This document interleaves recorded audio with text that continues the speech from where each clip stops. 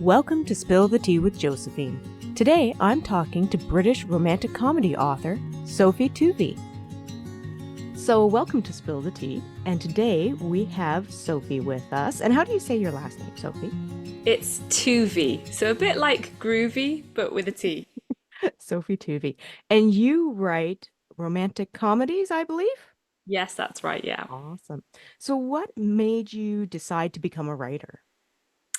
Um, wow, I mean, I've always loved reading, and I've always loved the way a story can just take you away from this world into all sorts of different worlds. And I think it's very natural, isn't it? If you enjoy reading stories and consuming them, it's really natural to want to make your own. Hmm. So I think the two things go together really well. But I think when I went to university to study literature, I felt so in awe of all these amazing writers like Dickens and Jane Austen and George Eliot. I think that actually stopped me from writing a lot because I just felt like I could never write like those awesome writers. So I kind of had a quite a long stint where I didn't really write anything. But then I think after I'd had my kids and I started to think about my life goals, I thought I really do want to get back to actually writing myself. And I think I had to kind of like just check out of the window those kind of unhelpful expectations of I'm going to write a masterpiece. Like, just had Hmm. to be happy to just write whatever I wanted to write and whatever I wanted to read. So yeah, that's kind of how I got back into writing, and I started to like just do it more for what I enjoyed rather than the pressure of trying to, you know, beat write a masterpiece and beat the greats. And I think that's something that a lot of people have. We compare ourselves, right, to other authors or, other people in our field, and we always feel that we don't come out as favorably. So Definitely. I think they call it imposter syndrome, right? Yeah, yeah, that is very real. Do you have any tips of getting through imposter syndrome? Well, I feel like I've been really encouraged when people say, no one else can write the book that you're going to write.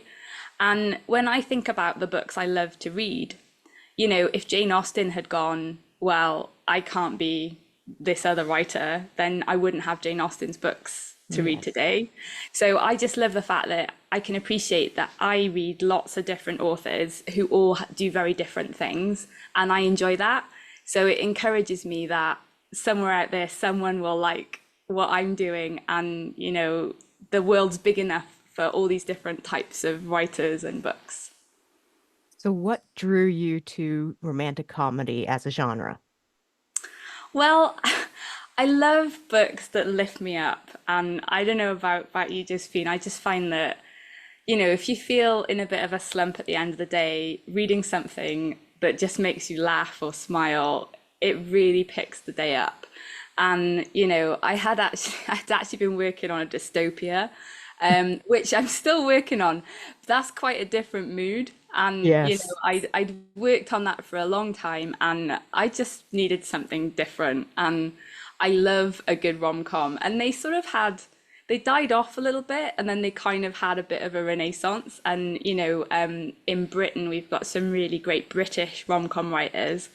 Hmm. Like Beth O'Leary and Barry McFarlane, and I really got into their work, and I just thought I'd like to give this a go. So I had a go at writing my own rom-com, and then I sort of just really enjoyed the setup of that genre. It's very much it's different to dystopia because it's real world, it's contemporary, but it does explore lots of important things. Particularly, I think the new rom-coms, they really explore a lot about women's rights and about Hmm. feminism, and what that means for relationships. And I just love that sort of exploration of those issues. So I thought it was really fun to write one. And your rom-coms, are they set in Britain then? Yes, yes, they are. It's that whole thing of write what you know, isn't it? Yes. And I hope that readers from the US or other places, Canada, other places, I hope they can still relate to the story. But yeah, I've got a very British setting and very British characters too. So I see. that your latest book, is it Saved by the Bell? Oh, It's called Bell Bell Time. Say. Sorry. Bell Bell Time, Time. yeah. Bell Time. I do Um, love Saved by the Bell. the That's a series. great I know that's show. why it came out. Sorry. My brain just went, I'm gonna shut off a moment. So Bell Time, it is a romantic comedy, and I love the cover on it. Can you tell me a little bit about how you chose that sort of cover for it? Well, my husband, all credit to him, so he is a graphic designer by trade, which is very useful if you want to self-publish a book. So yeah, I talked to him about he read the story lots of times, so bless him, he's been through the mill, but like he knew the kind of comp titles, and I showed him like other books in the Mhm. genre, and I was like, I really like there's a big trend at the moment for these sort of animated character Yeah. style front covers. They look really cool, I think, because, as soon as you see a book, it dates the book quite quickly if it's got like a photograph on the front now. Hmm. So I really like the style of animation style. And, he sort of really wanted to bring out the enemies to lovers element of it by having the two characters sort of back to back like that. So he brought a lot of creativity to it, and I was, reasonably picky to give him constructive feedback that he probably could have done without. But no, he very much came up with a cover, and I just loved it.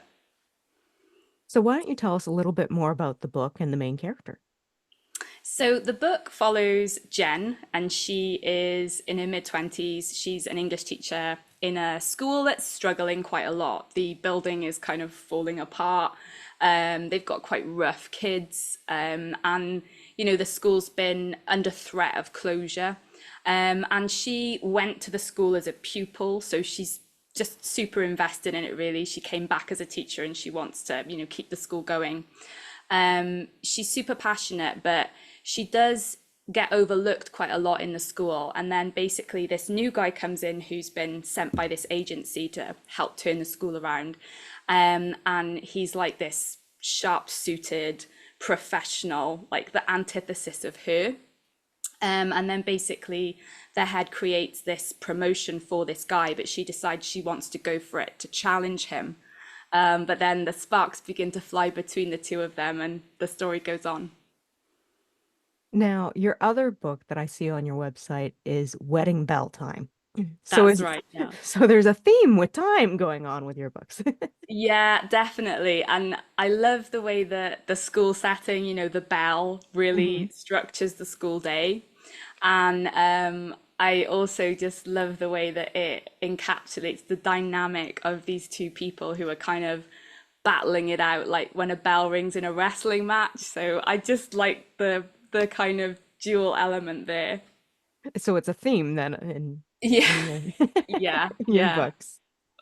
So are you planning like a third in this type of, I'm guessing it's a standalone series, so to Yeah, speak? yeah. So I have outlined a book three.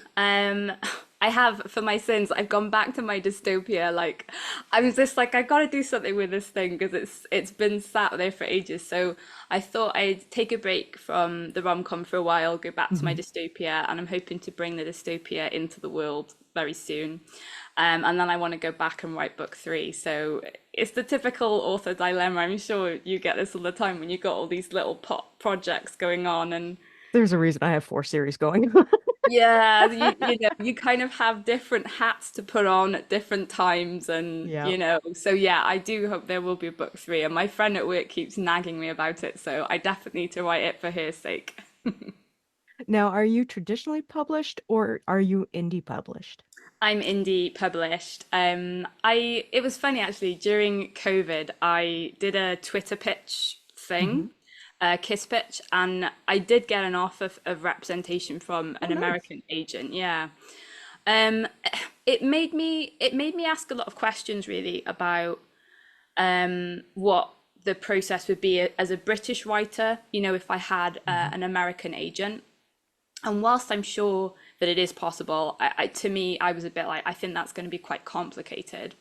And then as the more I looked into getting an agent, the more I felt like I wanted my own control over things like my deadlines, my plot.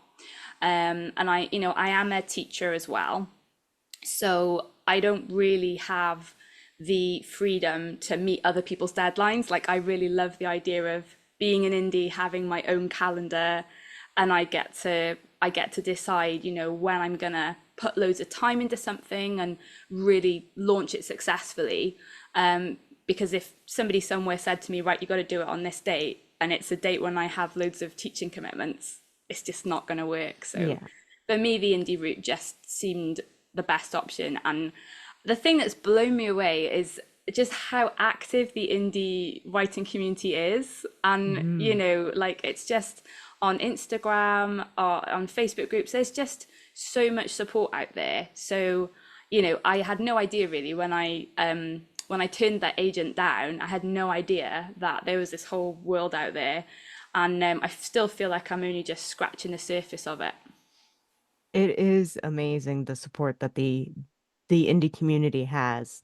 I mean, if you got a question, there are people out there who are willing to help and willing Absolutely. to, give you advice and, you know, show you programs to use, all sorts of stuff. It Yeah, is absolutely amazing. yeah, it That's is. one thing I do love about being an independent author. Absolutely.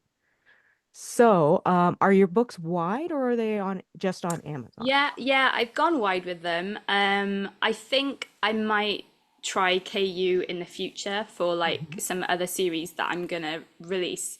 But I did find it was good to go wide just because I didn't want to narrow it down too much. So Yeah. yeah, I have gone wide on that one. And I had a go at, I've recorded audiobooks, which I've also put on YouTube. So I just thought, just get stuff out there really. And, I think going wide, it probably takes longer to gain traction, but I think long term, that's the kind of vision I want to have is a wide vision.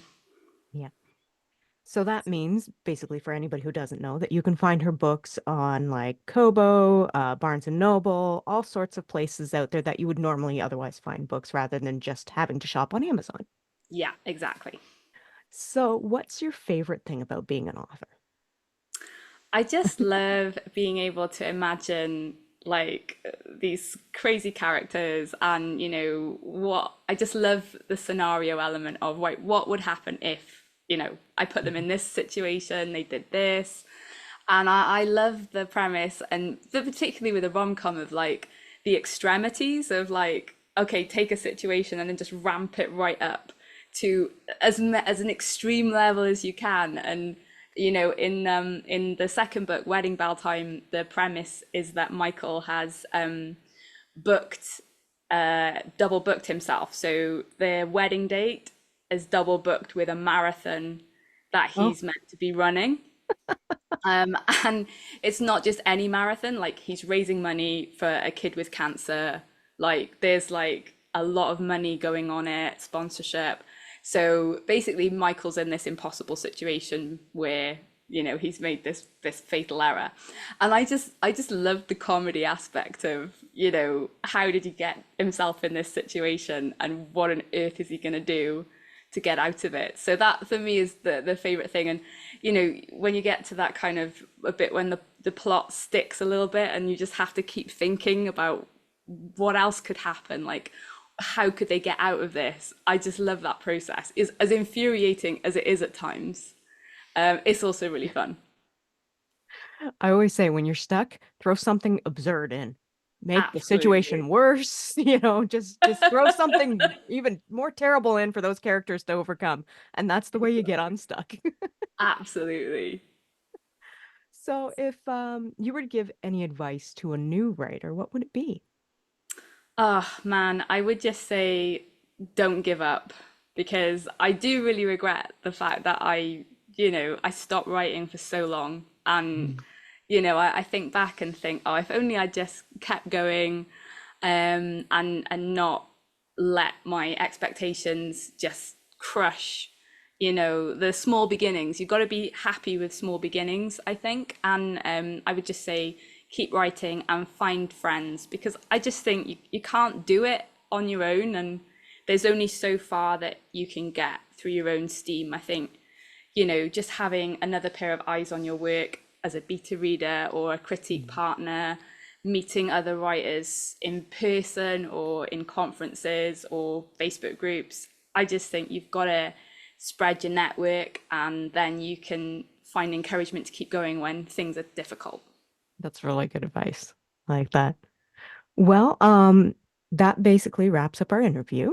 And what I'm going to do is I'm going to put all the links to Sophie's lovely books and her website in the description. So if anybody wants to go check her out, please do. And if you have any questions or anything, you can always throw them in the comments and maybe we'll get back to you later. So thank you so much for coming on, Sophie. I really appreciate it. Thank you so much for having me. I've really enjoyed it.